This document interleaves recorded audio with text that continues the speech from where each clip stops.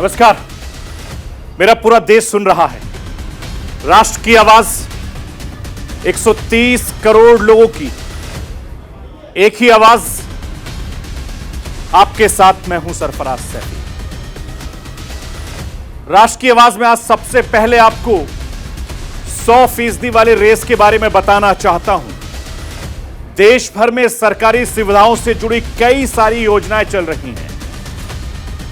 गांव में शहरों के लिए अलग अलग योजनाएं चल रही हैं जो केंद्र और राज्यों के सहयोग से मिलकर चलती हैं, जिनका हम सबके जीवन पर बहुत गहरा संबंध होता है। हर हिंदुस्तानी के जीवन को बेहतर बनाने में इन योजनाओं का बड़ा योगदान होता है। ऐसे में योजनाओं को पूरा करने के लिए जुटे राज्यों की रेस में इस वक्त बहुत अच्छी रेस चल रही है। राज्य सरकारों में योजनाओं को लक्ष्य पूरा करने की होड़ मची हुई है। आज हम राज्यों की इसी 100% वाली रेस की बात भी करेंगे। सबसे पहले उन योजनाओं के बारे में मैं आपको बताना चाहता हूं कि जिनका रिपोर्ट कार्ड आज आपको दिखाने वाला एक ऐसा रिपोर्ट कार्ड है जो बहुत कुछ बयां करता है। स्क्रीन पर लाइए। यह रिपोर्ट कार्ड आपके सामने स्क्रीन पर आएगा जो बताएगा कि किस तरीके से देश की योजनाएं चल रही हैं। देश में 100% वाली रेस है। पीने का पानी घर घर पहुंचे, शिक्षा की बात, खुले में शौच से मुक्ति, हेल्थ की बात और गांव में बिजली की बात। यानी ये तमाम जो सुविधाएं हैं, इन सुविधाओं को लेकर तमाम तरह की योजनाओं का जिक्र चलेगा और इसमें कौन सा राज्य आगे जाएगा, कौन सा राज्य क्या कुछ करेगा, वो मैं आपको दिखाने की कोशिश करूंगा। आज गोवा ने बाजी मारी है। आज गोवा को देश के प्रधानमंत्री नरेंद्र मोदी ने बधाई दी है। गोवा हर घर जल योजना के तहत देश का पहला सर्टिफाइड राज्य बना है। गोवा ने हर घर नल से जल पहुंचाने का लक्ष्य 100% पूरा किया है, वो भी रिकॉर्ड टाइम में। इसके साथ ही केंद्र शासित प्रदेश में दादरा, नगर हवेली और दमन दीव में बाजी मारी है। दोनों ने अपना अपना 100% वाला लक्ष्य पूरा कर लिया है।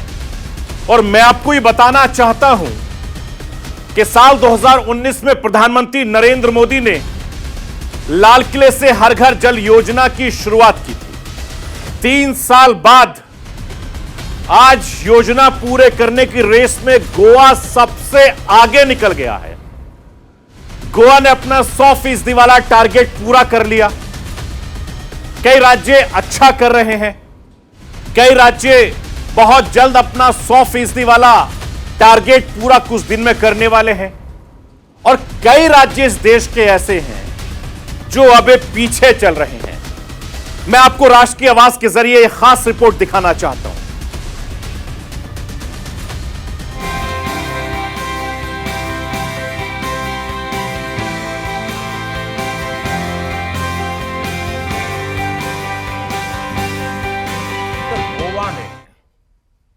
आज एक उपलब्धि हासिल की है। आज गोवा देश का पहला राज्य बना है जिसे हर घर जल सर्टिफाई किया गया है। बीते कुछ वर्षों में देश के हर बड़े मिशन में गोवा अग्रणी भूमिका निभाता जा रहा है। मैं गोवा की जनता को, प्रमोद जी और उनकी पूरी टीम को, गोवा की सरकार को, स्थानीय स्वराज की संस्थाओं को, हर किसी को बहुत बहुत शुभकामनाएं देता हूं। प्रधानमंत्री नरेंद्र मोदी ने आज गोवा को बधाई दी। गोवा देश का पहला ऐसा राज्य बन गया है जहां हर घर में नल से पानी पहुंचाने का काम पूरा किया जा सका है। केंद्र सरकार ने गोवा की इस उपलब्धि पर आधिकारिक मुहर लगाई। लक्ष्य बड़ा था, लेकिन राजनीतिक इच्छा शक्ति के साथ हर गांववासी के सहयोग से इसे पूरा किया जा सका। रिकॉर्ड टाइम में गोवा सरकार ने इस उपलब्धि को हासिल किया। केंद्र सरकार की हर घर जल योजना को 2019 में शुरू किया गया। देश के सभी राज्यों और केंद्र शासित प्रदेशों की सरकारों को इस योजना के तहत साल 2024 तक विशेषकर गांवों में हर हालत में हर घर तक पीने का पानी नल से पहुंचाने का लक्ष्य रखा गया है। सारे राज्य और केंद्र शासित प्रदेश इस रेस में लगे हैं। गोवा ने अपना 100% वाला टारगेट पूरा कर लिया है। आधिकारिक आंकड़ों के अनुसार उत्तर और दक्षिणी गोवा के अंदर 2,60,000 से ज्यादा घरों तक नल से जल योजना का लाभ पहुंचाया गया है। इस योजना को पूरा करने में राज्य सरकार ने पिछले 3 सालों में अपने खाते से 200 करोड़ रुपए खर्च किए। 2019 में योजना की शुरुआत की गई थी। 2024 तक इसे पूरा करने का टारगेट फिक्स किया गया था। इसी बीच कोरोना महामारी की वजह से काफी समय तक काम रुका रहा। बावजूद इसके गोवा अपना 100% वाला लक्ष्य हासिल करने में सफल रहा। जबकि पूरे देश की बात करें तो राष्ट्रीय स्तर का औसतन 50% ही काम पूरा हो सका है। हमें पता है कि ये जन भागीदारी के सिवाय पॉसिबल नहीं है, तो द पीपल्स पार्टिसिपेशन से इस कार्यक्रम को हम पूरा कार्यान्वित करेंगे और ये मिशन चलता रहेगा कि गोवा में हर घर नल से जल पूरे सबको पहुंचाने के लिए और हमेशा पहुंचाने के लिए गोवा सरकार पूरी कार्यान्वित रहेगी। 15 अगस्त 2019 को प्रधानमंत्री नरेंद्र मोदी ने लाल किले की प्राचीर से हर घर जल योजना की घोषणा की थी। साल 2019 से देश के 28 राज्य और 8 केंद्र शासित प्रदेशों ने इस रेस में दौड़ना शुरू किया था। अपने राज्य के हर गांव, हर शहर के हर घर तक पीने का पानी नल से पहुंचाने का संकल्प लिया था। जब देश के तमाम राज्य मिलकर पिछले 3 सालों में आधी दूरी तय कर पाए हैं, तब गोवा ने जीत हासिल कर ली। गोवा ने रिकॉर्ड टाइम में अपना 100% वाला टारगेट पूरा किया। अब गोवा देश का पहला राज्य बना है जिसे हर घर जल सर्टिफाइड किया गया है। गोवा के साथ साथ इस 100% वाले गौरव को हासिल करने वाले केंद्र शासित प्रदेश बने हैं दादर नागर हवेली और दमन दीव, जिसे आज केंद्र सरकार की तरफ से हर घर जल सर्टिफाइड किया गया है। इसके अलावा इस लक्ष्य को हासिल करने वालों में तेलंगाना, हरियाणा, पुदुचेरी, अंडमान निकोबार का नाम भी शामिल है। विशाल भारत देश के हर राज्य की अपनी भौगोलिक संरचना है, अपना विशेष बसावट पैटर्न है। इस वजह से सबकी अपनी अपनी चुनौतियां हैं, जिससे जूझते हुए सभी अपने अपने तरीके से हर घर जल योजना को सफल बनाने में जुटे हैं। 100% के मुश्किल लक्ष्य को हासिल करने में लगे हैं।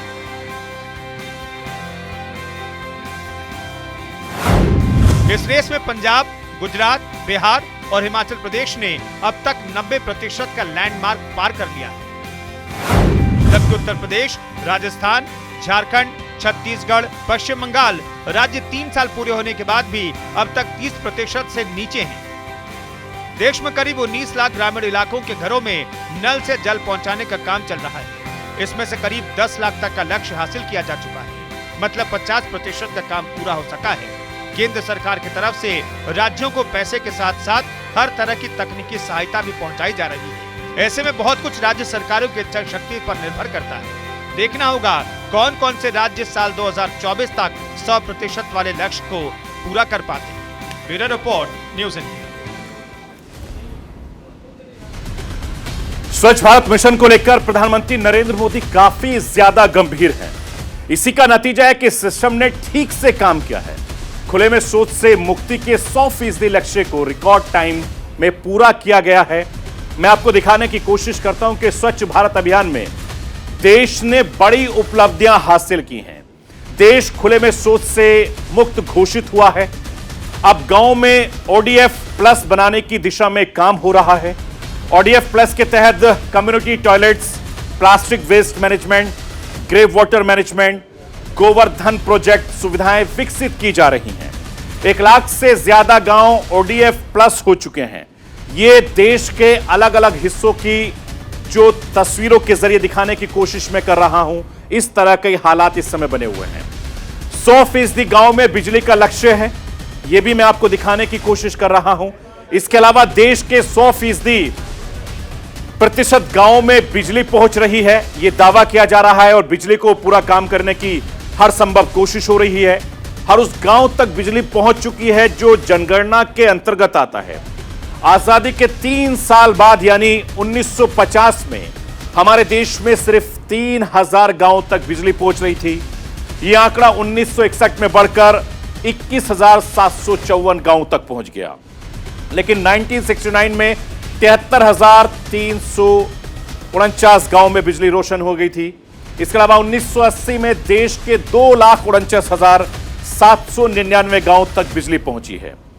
1990 तक 4,70,838 गांव तक बिजली पहुंची।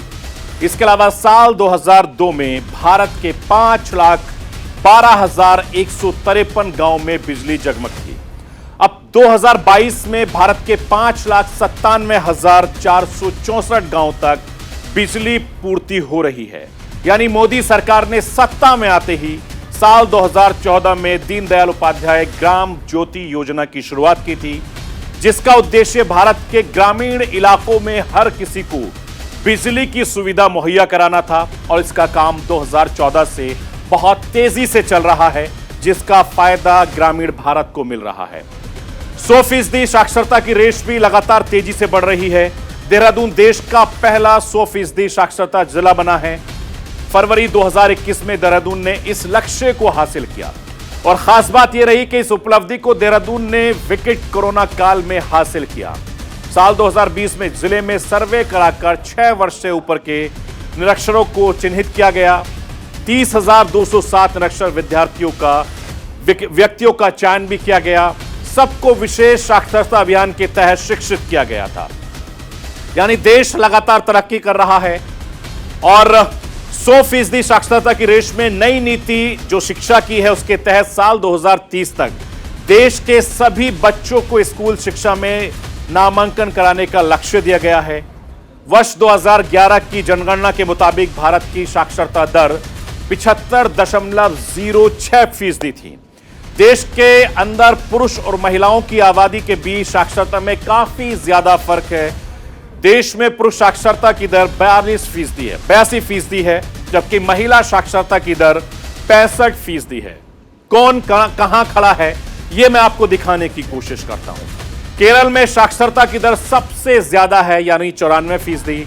लक्षद्वीप में 92%, मिजोरम में 91%, गोवा में 89% और देश की राजधानी दिल्ली में 86%। वहीं पश्चिम बंगाल की अगर मैं बात करूं तो पश्चिम बंगाल में 76% है, पंजाब में 75%, उत्तर प्रदेश में 68% है। बिहार में साक्षरता दर सबसे कम है, यानी 64% बिहार में साक्षरता दिवस है। इसके अलावा 100% बेहतर स्वास्थ्य की अगर मैं बात करूं तो नीति आयोग की ताजा रिपोर्ट के मुताबिक देश के स्वास्थ्य सेवाओं के मामले में सबसे आगे केरल है। नीति आयोग की सूची में सबसे नीचे उत्तर प्रदेश है, यानी दूसरे नंबर पर तमिलनाडु है और तीसरे नंबर पर तेलंगाना बना हुआ है। आंध्र प्रदेश चौथे पायदान पर है और देश की आर्थिक राजधानी मुंबई यानी महाराष्ट्र 5वें पायदान पर है। यानी रफ्तार की अगर मैं बात करूं तो आप देखेंगे कि रिपोर्ट के मुताबिक उत्तर प्रदेश में स्वास्थ्य सेवाओं में सुधार की रफ्तार सबसे तेज रही है। छोटे राज्यों में मिजोरम सबसे आगे रहा है, जबकि केंद्र शासित प्रदेशों में स्वास्थ्य के क्षेत्र में दिल्ली और जम्मू कश्मीर सभी मानकों पर सबसे नीचे है। दिल्ली में भी सुधार की स्पीड बेहतर दर्ज की गई है। ये आंकड़े हैं नीति आयोग के, जो मैं आपको बता रहा था। एक तरफ भारत जैसे विकासशील देश बढ़ती जनसंख्या से परेशान है, यहां लगातार बढ़ रही पॉपुलेशन पर ढेरों बहस हो रहे हैं। जनसंख्या बढ़ोतरी पर आरोप प्रत्यारोप का दौर इस समय चल रहा है। वहीं दुनिया की कई महाशक्तियों की हालत इससे उलट है। मैं आपको यह बताना चाहता हूं कि रूस और चीन जैसी महाशक्तियां बहुत कम होती हैं जो जनसंख्या से जूझ रही हैं। जनसंख्या बढ़ाने के लिए रूस ने अनोखी पहल की है। और रूस ने एक घोषणा की है कि 10 बच्चे पैदा करने वाली महिला को 13 लाख रुपए का इनाम दिया जाएगा। रूस को चाहिए मदर हीरोइन। जनसंख्या की कमी से जूझ रहा है रूस। जनसंख्या बढ़ाने के लिए पुतिन ने किया अजीबोगरीब ऐलान। 10 बच्चे पैदा करो, 13 लाख ले जाओ। 10 बच्चे पैदा करने वाली महिला कहलाएगी मदर हीरोइन। चीन की राह पर चला रूस। तेजी से बूढ़ी हो रही है चीन की आबादी। आबादी बढ़ाने के लिए कुछ भी करेगा।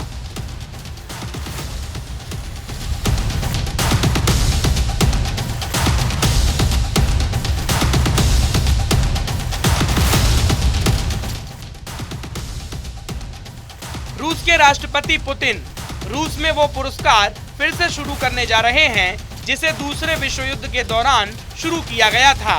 वो पुरस्कार है मदर हीरोइन का।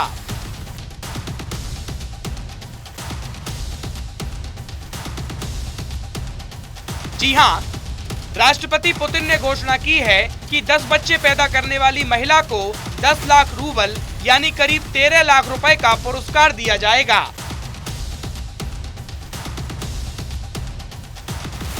इतना ही नहीं, 10 बच्चे पैदा करने वाली महिला को मदर हीरोइन का तमगा भी दिया जाएगा। रूसी राष्ट्रपति व्लादिमीर पुतिन ने अपने देश की महिलाओं को 10 या इससे अधिक बच्चे पैदा करने का अनोखा प्रस्ताव दिया है। इसके बदले उन्हें पैसे भी दिए जाएंगे।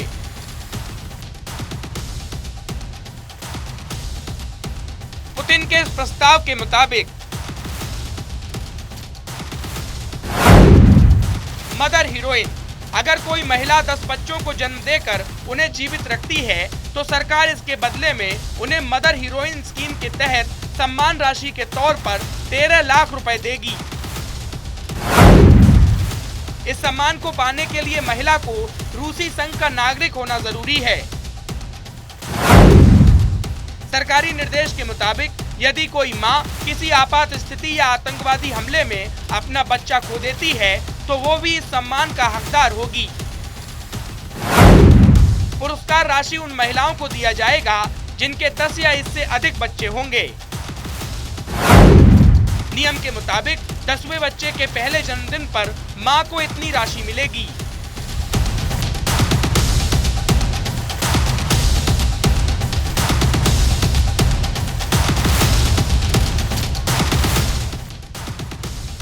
दरअसल पुतिन का मानना है कि बड़े परिवार के लोग ज्यादा देशभक्त होते हैं। वहीं पुतिन की इस पेशकश को विशेषज्ञ हताशा में लिया गया फैसला मान रहे हैं। विशेषज्ञों के मुताबिक ये राशि इतने बड़े परिवार को संभालने के लिए बेहद कम है।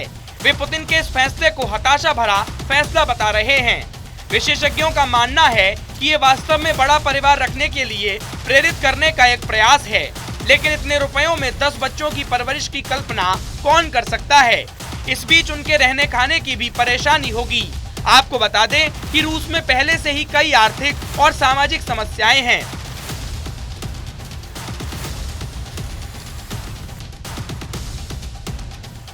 रूस इस समय जनसंख्या की कमी से जूझ रहा है।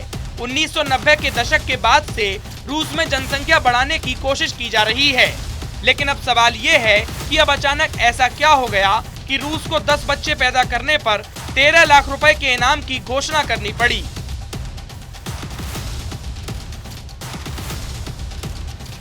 दरअसल घटते जन्मदर के कारण रूस में जनसंख्या तेजी से कम हो रही है।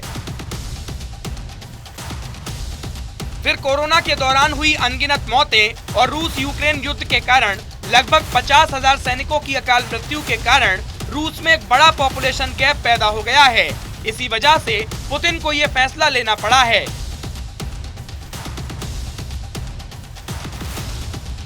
रूस अकेली ऐसी महाशक्ति नहीं है जो घटती जनसंख्या से जूझ रहा है। चीन भी इसी परेशानी का सामना कर रहा है। जनसंख्या बढ़ाने के लिए चीन ने भी अपनी जनता से कुछ ऐसा ही वादा कर रखा है जो रूस ने किया है। चीन ने भी 3 बच्चे पैदा करने पर नकद इनाम की घोषणा की है।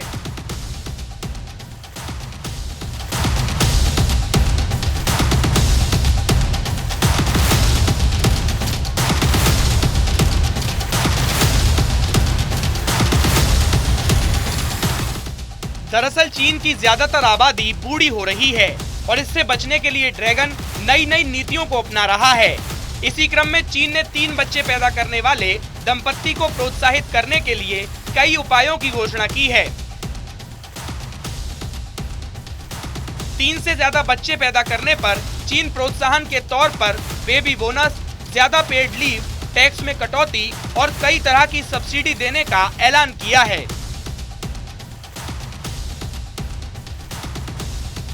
चीन की सरकार ने तो 3 बच्चे पैदा करने पर सुविधाएं देने का ऐलान ही किया है। साथ ही चीन की प्राइवेट कंपनियों को भी अपने ऐसे कर्मचारियों को विशेष सुविधा और पैकेज देने का आदेश दिया जो 3 बच्चे पैदा करें। चीन की कंपनियां अपनी ड्रैगन सरकार का कहां मान रही हैं, तो जरा जान लीजिए कि चीन की सरकार के अलावा चीन की प्राइवेट कंपनियां अपनी महिला कर्मचारी के तीसरा बच्चा पैदा होने पर क्या क्या सुविधाएं दे रही हैं।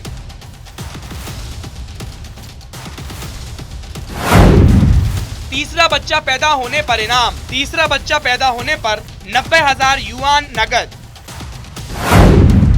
12 महीने तक मैटरनिटी लीव, 9 दिनों का पितृ अवकाश। चीन में गहराते जनसांख्यिकीय संकट को दूर करने के लिए सरकार पर भारी दबाव के बीच ये कदम उठाया गया है। देश में तेजी से बूढ़ी होती जनसंख्या की चुनौती भी है। एक तरफ चीन और रूस जैसी महाशक्तियां कम हो रही जनसंख्या के कारण परेशान हैं, तो दूसरी तरफ भारत जैसा देश है जो जनसंख्या विस्फोट के मुहाने पर खड़ा है। Bureau report, news India. रूस के लोगों के लिए मदर हीरोइन शब्द नया नहीं है। रूस में यह शब्द दूसरे विश्व युद्ध के दौरान चैनल में आया था। साल 1991 तक मदर हीरोइन पुरस्कार दिया जाता रहा है। आइए मैं आपको समझाने की कोशिश करता हूं कि ये किस तरीके से ये प्रोग्राम वहां पर चलाते हैं। अब देखिए क्या है ये मदर हीरोइन योजना, मैं आपको उसके बारे में समझाने की कोशिश करता हूं। मदर हीरोइन सोवियत संघ में एक उपाधि भी, जिसे बड़े परिवार को पालने वाली महिला को यह सम्मान दिया जाता है, ये पुरस्कार दिया जाता है।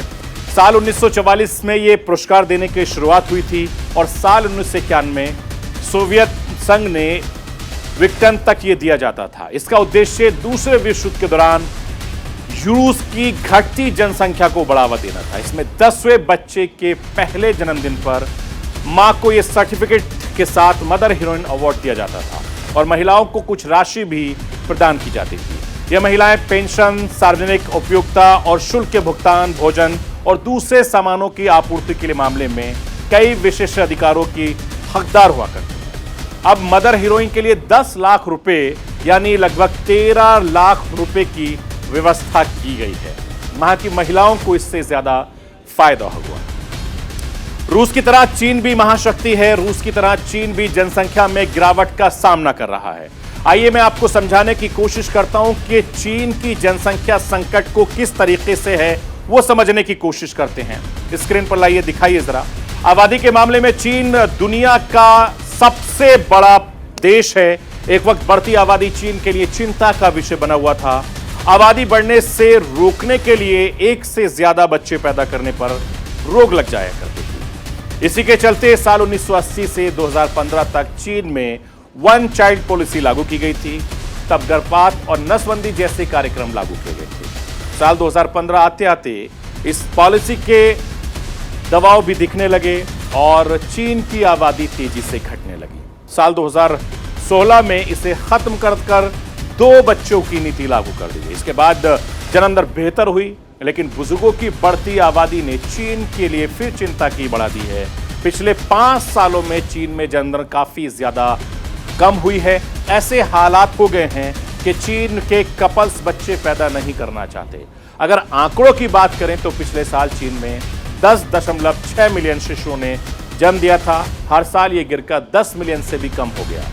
तब 2021 में शादीशुदा जोड़ों को 3 बच्चा पैदा करने के लिए प्रोत्साहित किया गया था। जनवरी 2022 में चीन की सरकार ने तीसरा बच्चा पैदा होने पर पुरस्कार देने की घोषणा की थी। हालांकि चीन की आबादी इस समय बहुत बड़ी आबादी 140 करोड़ से ज्यादा ऊपर है। जब से पाकिस्तान बना है तब से शायद कभी ऐसा हुआ होगा कि वहां सब कुछ ठीक ठाक रहा हो। कभी तख्ता पलट, कभी आर्थिक संकट, कभी अंतर्राष्ट्रीय स्तर पर किरकिरी, कभी अचानक सत्ता परिवर्तन हो जाना। इन सब के बीच पाकिस्तान की सेना हमेशा चर्चा में रही है और मैं आपको यह बताना चाहता हूं कि पाकिस्तान की सेना इन दिनों फिर से चर्चा में है। पाकिस्तान की सत्ता से अभी भी बेदखल हुए इमरान खान सेना से आर पार के मूड में इस समय दिखाई दे रहे हैं।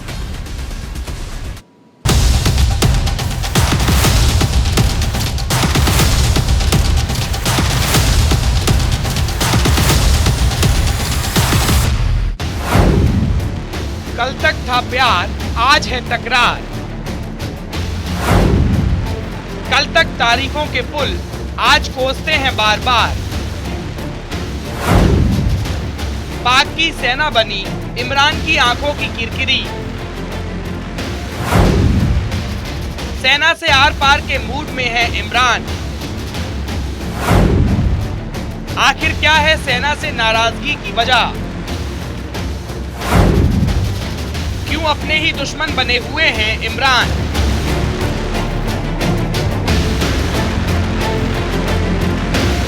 कभी पाकिस्तान की सेना के गोद में खेलने वाले इमरान को अब सेना से डर नहीं लगता।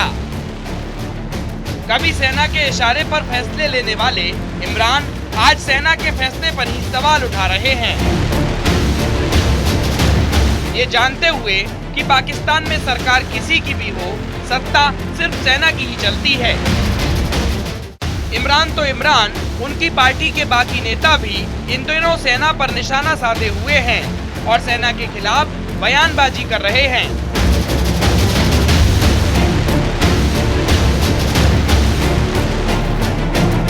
दरअसल पिछले दिनों इमरान के करीबी माने जाने वाले शहबाज गिल को सेना के खिलाफ बयानबाजी करने के कारण राजद्रोह के आरोप में गिरफ्तार कर लिया गया।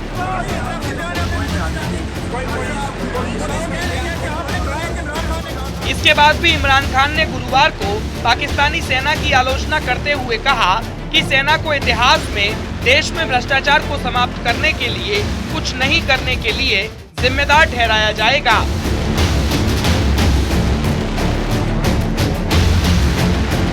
हम आपको सेना और इमरान की पूरी कहानी बताएंगे, लेकिन उससे पहले जरा ये जान लीजिए कि कौन है शहबाज गिल, जिन्हें इमरान का करीबी माना जाता है और उन्हें क्यों गिरफ्तार किया गया है।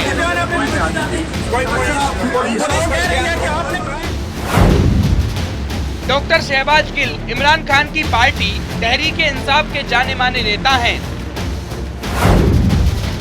और इमरान खान के करीबी हैं। 9 अगस्त को उन्हें इस्लामाबाद से गिरफ्तार किया गया। उन पर राजद्रोह का आरोप है। बताया जा रहा है कि सेना के खिलाफ टिप्पणी करने के कारण शहबाज गिल को गिरफ्तार किया गया है। उन्हें उस समय गिरफ्तार किया गया जब वो इमरान खान से मिलने जा रहे थे। पुलिस ने जब उन्हें गिरफ्तार करने के लिए गाड़ी रुकवाई तो वो कार का दरवाजा नहीं खोल रहे थे। पुलिस ने कार की खिड़की का शीशा तोड़कर उन्हें बाहर निकाला और अपने साथ ले गई। शुक्रवार 19 अगस्त को उन्हें कोर्ट में पेश किया गया। शहबाज गिल की गिरफ्तारी के बाद से ही इमरान खान पाकिस्तानी सेना के खिलाफ खुलकर बोल रहे हैं। इस्लामाबाद में एक मीटिंग को संबोधित करते हुए पाकिस्तान की सेना के लिए इमरान खान ने तटस्थ शब्द का प्रयोग किया। सेना पर टिप्पणी करते हुए इमरान ने कहा कि सेना को तटस्थ रहने की अपनी नीति पर पुनर्विचार करना चाहिए और देश की खराब होती आर्थिक स्थिति सुधारने के लिए कदम उठाना चाहिए। मैं आज उन तटस्थ लोगों से पूछना चाहता हूं कि क्या आपको पता है कि देश कहां जा रहा है? देश और अर्थव्यवस्था प्रगति कैसे कर सकते हैं? क्या आपको ये पता है कि अगले 2-3 महीने में क्या होने वाला है? 18 अगस्त इमरान ने ट्विटर पर गिल का एक 22 सेकंड का वीडियो शेयर किया और लिखा,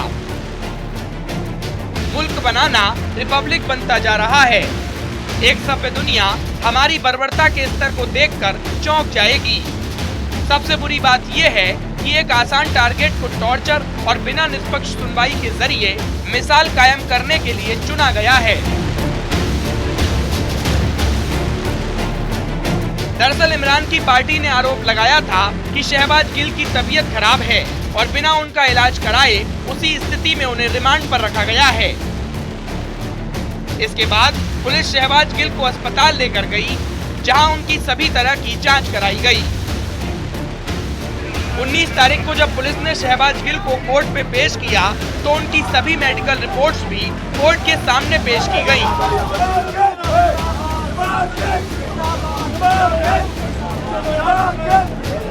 बहरहाल पाकिस्तान में सेना के खिलाफ बोलना कुछ वैसा ही होता है जैसा पानी में रहकर मगर से बैर लेना। सेना के खिलाफ बोलने पर इमरान खान की पार्टी के कद्दावर नेता शहबाज गिल गिरफ्तार कर लिए गए।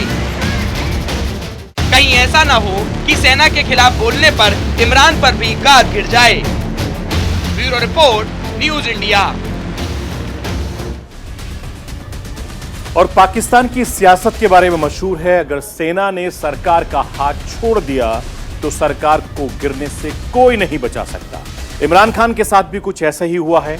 मैं आपको बताने की कोशिश करता हूं कि इमरान खान और सेना के बीच टकराव कब और कैसे शुरू हुआ था। इमरान खान और बाजवा में जो टकराव हुआ वो उसकी तस्वीर आप देखिए। इमरान खान और सेना के बीच टकराव की शुरुआत अक्टूबर 2021 में हुई थी।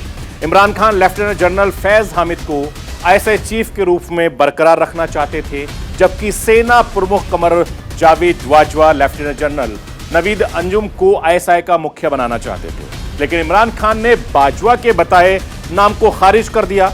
हालांकि बाद में जनरल बाजवा द्वारा चुने गए लेफ्टिनेंट जनरल नदीम अंजुम ही आईएसआई के चीफ नियुक्त किए गए थे, लेकिन उनकी नियुक्ति से पहले कई हफ्तों तक इमरान खान और सेना के बीच में टकराव लगातार होती रही। सेना से टकराव ही इमरान खान के सत्ता से बाहर होने की सबसे बड़ी वजह बनी। इमरान खान ने अमेरिका के साथ पाकिस्तान के संबंधों को फिर से स्थापित करने की कोशिश की, लेकिन यह बात सेना को पसंद नहीं आई थी और यहीं से इसकी शुरुआत हुई थी, जिसके बाद इन दोनों के बीच में तनाव पैदा हुआ। शराब नीति पर सियासत और उस सियासी पर सियासी संग्राम। देश की राजधानी दिल्ली में पूरे दिन इसी पर पार पलटवार होता रहा। दिल्ली के उप मुख्यमंत्री मनीष सिसोदिया के घर पर छापेमारी खत्म हो गई। सीबीआई के हाथ कुछ लगा या न लगा, सीबीआई के हाथ खाली रहे, लेकिन अभी तक ये तस्वीर साफ नहीं हो पाई। जिस तरीके से सीबीआई ने फ्रंट फुट पर खेलकर मनीष सिसोदिया को एफआईआर में आरोपी नंबर 1 बनाया है, वो बहुत कुछ इशारे कर रहा है। मैं आपको यह बताना चाहता हूं कि नई शराब नीति पर सियासी घमासान जारी है। नई शराब नीति ने किसका कितना नफा और नुकसान हुआ है, इसकी जांच चल रही है, लेकिन सत्येंद्र जैन के बाद अब मनीष सिसोदिया पर गिरफ्तारी की तलवार भी लटक रही है। उधर हिमाचल प्रदेश और गुजरात में विधानसभा चुनाव से पहले सीबीआई का यह एक्शन दिल्ली की सियासत में सबसे बड़ा तूफान बनकर सामने खड़ा हो गया है और इसका असर आने वाले विधानसभा चुनाव पर भी देखा जाएगा।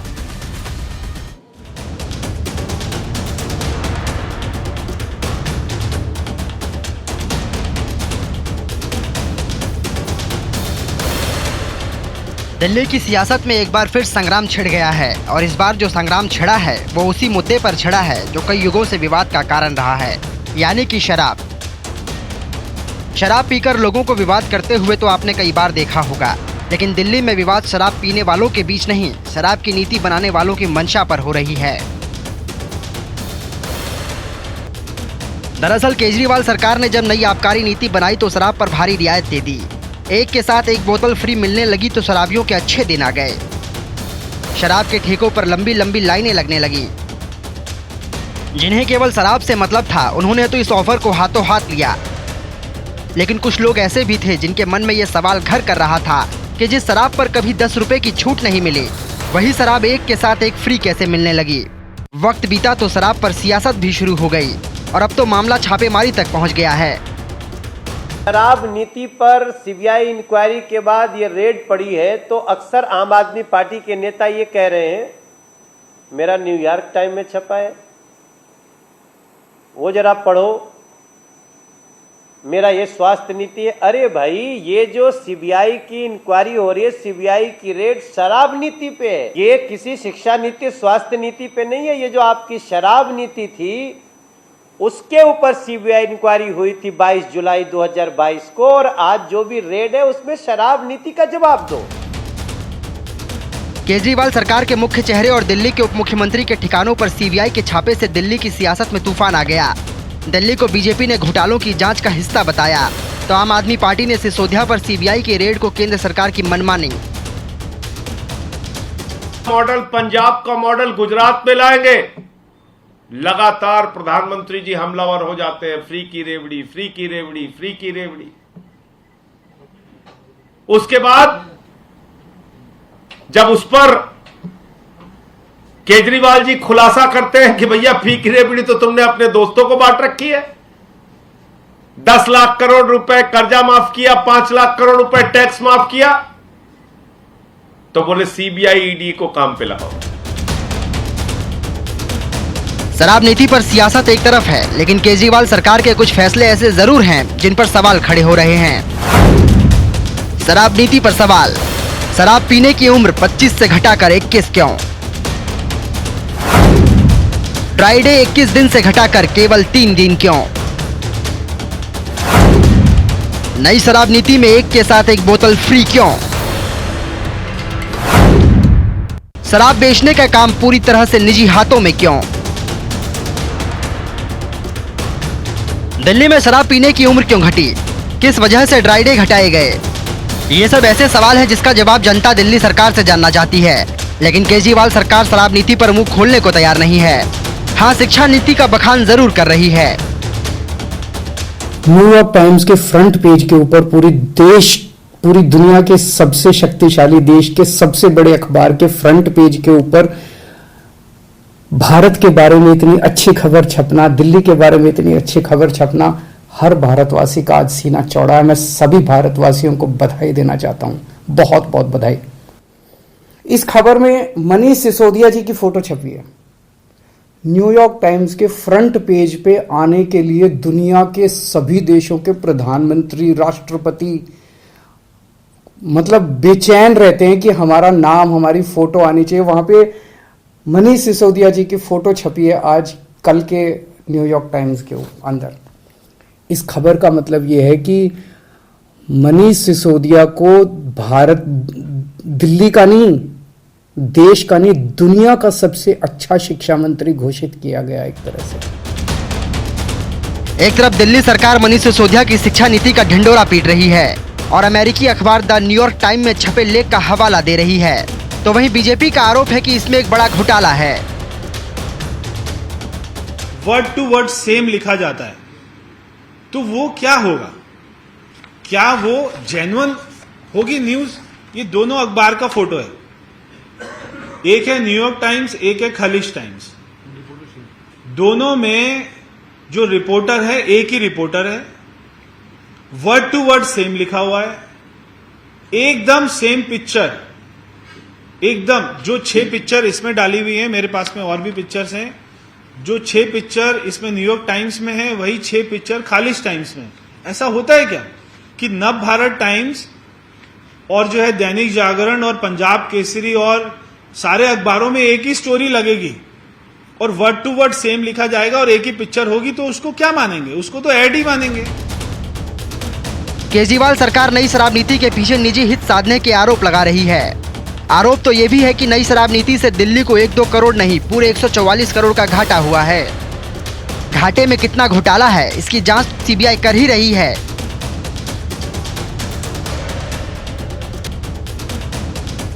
दिल्ली की सियासत शराब और सिसोदिया के इर्द गिर्द घूम रही है।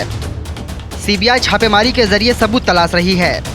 सीबीआई के हाथ कितने सबूत लगे ये तो सीबीआई बताएगी, लेकिन फिलहाल दिल्ली की शराब नीति पर सियासत पूरा देश देख रहा है। Bureau report, news India. तो ये थी राष्ट्र की आवाज।